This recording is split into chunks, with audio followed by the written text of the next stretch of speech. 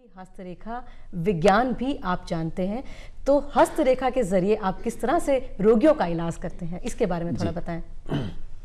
देखिए, आयुर्वेद का जो सिद्धांत है उसमें यह भी कहा गया है कि अपि धन्वंतरि वैद्यो किम करोति गतायुषा।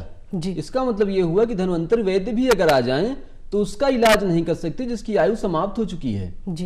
तो आयु के बारे में हम कैसे जाने, इसका निर्देशन हमें पामिष्टी में मिलता है कि आयु कर्म च वित्तम च विद्या निधनमेव च पंचेतानि विलिख्यन्ते गर्भस्थस्य विदेहिना। इसका मतलब यह हुआ कि जब बच्चा माँ के गर्भ में होता है उस समय 5 चीजें लिख जाती हैं, फिक्स हो जाती हैं। आयु कितनी होगी, विद्या कितनी मिलेगी, धन कितना कमाएगा, कर्म क्या करेगा और मृत्यु किस कारण से होगी।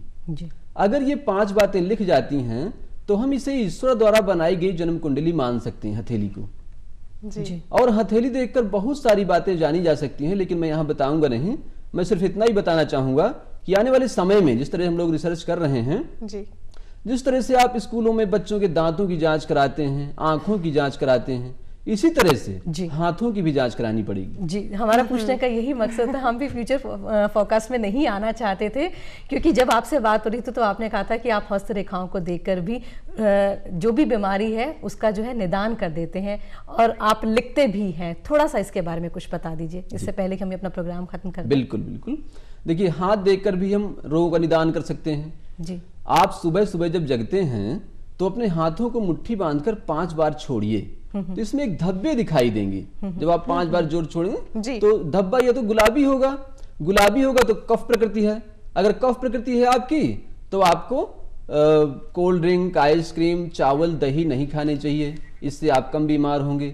अगर ये धब्बे पीले हैं तो पित्त प्रकृति है, तो आपको गर्म चीजें, चाय, कॉफी, सिगरेट नहीं पीना चाहिए।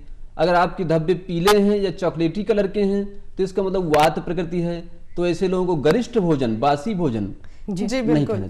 इसका मतलब कि आयुर्वेद के बारे में हम जब बात करें तो बात तो बढ़ती ही चली जाएगी, लेकिन आप हमारे स्टूडियो में आए, आपने इतनी अच्छी बातें बताई। Thank you so much for coming here. Thank you very much.